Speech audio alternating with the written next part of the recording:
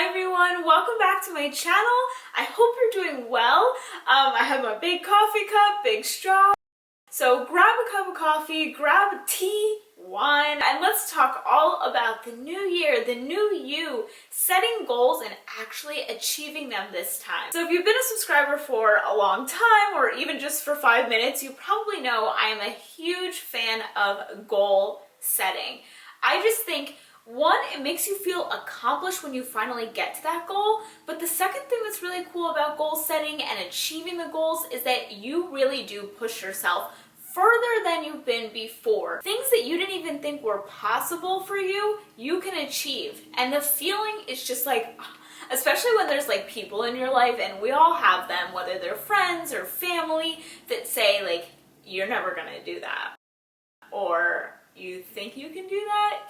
Yikes. Trust me, it feels so amazing proving people wrong and just even proving yourself wrong. I mean, there was a time when I was my own worst enemy. I really just picked myself apart. And so to be able to prove myself wrong, to reach fitness goals that I didn't even think were possible for myself, to reach career goals that I didn't think were possible for myself, it's just an amazing feeling. So I kind of just want to share like my secrets, my, I don't know, planning secrets, I guess. So for this video, I would love, absolutely love if you grabbed a piece of paper, a notebook. It's like easier to communicate it back and forth if you're actually writing it down with me. The thing with the New Year's resolution is a lot of people are looking to just improve their overall self. Step number one is we're going to divide our life into categories. You might have your love life goals, your career goals, your fitness goals, your house goals, organization within your house. You could even break them down further, like your fitness goals, like actually working out goals, and then your clean eating goals, and then your free time and hobby goals. I know this is crazy, and to some people that don't plan, they might be like, are you a crazy person? How much you're planning? I really only do this once a year, but it has helped a lot, and you're gonna see it's not gonna be as like tedious as it sounds right now. So there's a lot of benefits to having goals in all areas of your life. One, you turn into a more well-rounded person, and you just feel like you have control of your life again, and control of your free time and your money. Add that into the list as well. Your budget, maybe you have budget goals or income goals. But yeah, so back to what I'm saying.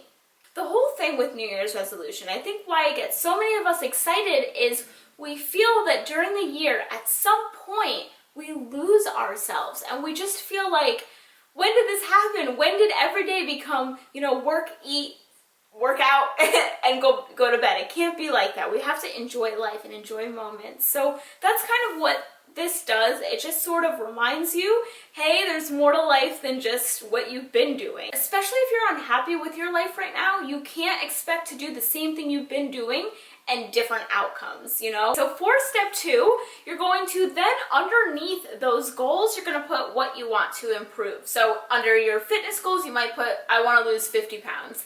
Under house organization, I don't want there to be a pile of laundry every week, and it just gets bigger and bigger and bigger. So the last and final step is to daily plan.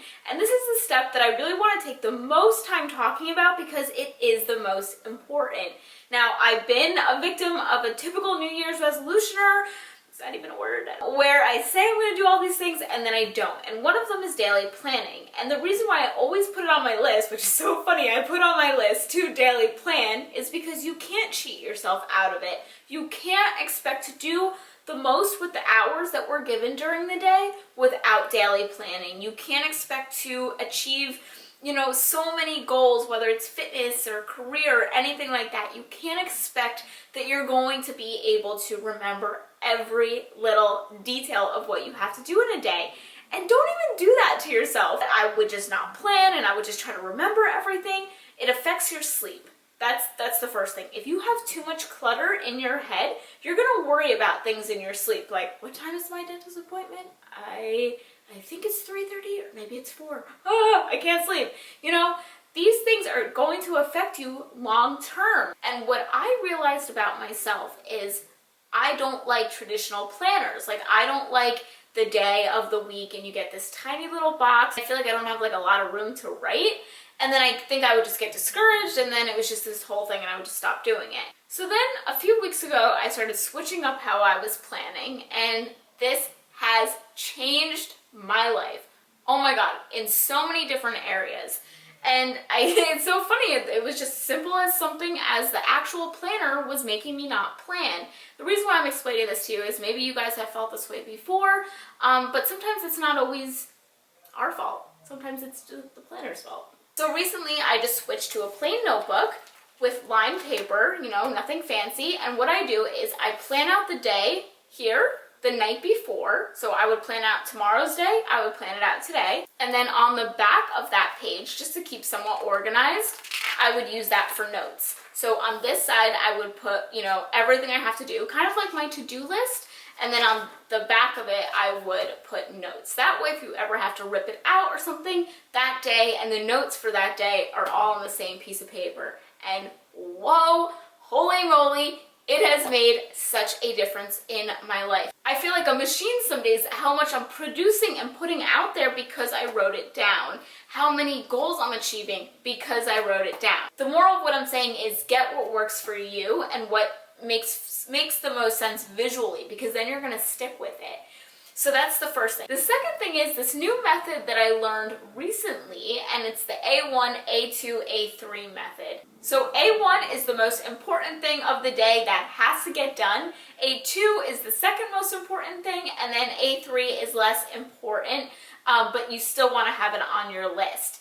And I don't know, when I first heard this, I was like, that would never work for me, but I'm just gonna try it. And I have been addicted to this method. So I'll do, you know, dentist appointment at 3:30, A1, you know, I can't miss it. You know, grocery shopping, that for me gets an A3 because it's important, but it could be moved around in my schedule. It's not time sensitive. It's really helpful to plan the night before. Like I showed you guys in my nighttime routine, I sit on the couch and I just kind of write like, you know, what needs to be done. I'll create like a little list and I'll just put A1 next to it, A2. And then it's out of my head, out of the clutter, and I get it done. When you start to complete these goals and cross them off, that feeling feels amazing. It feels awesome because you feel accomplished. When you feel accomplished, you feel in a better mood, you feel grateful, you feel happy, and then you can really achieve some of those goals that are in your category list from steps 1 and 2. If you start putting those goals in your daily planning, you are going to see them happen. So if your goal is to lose 50 pounds, start figuring out how does that work into my schedule now. For example, I can put, you know, healthy meals. I'm gonna have healthy meals all day because I wanna lose 50 pounds. I'm gonna work out Monday, Wednesday, Thursday because I wanna lose 50 pounds. So start figuring out, okay, that's my main goal, but let me break it down even further, day by day. What can I put into my daily plan? Because then you start thinking from the point of view as the person that wants to lose 50 pounds. If you think about it from the person's standpoint that wants to lose the weight, you're going to plan differently. When you plan differently, you're gonna do different things. Therefore, achieve the goal. Drops mic. I hope you guys enjoyed this video. Let me know what you think. If there's any goals you are comfortable sharing, comment them down below. I'm sure we would all love to read through and see that a lot of us probably have similar goals and can help each other out. So I love you guys so much, and I'll talk to you soon. Bye.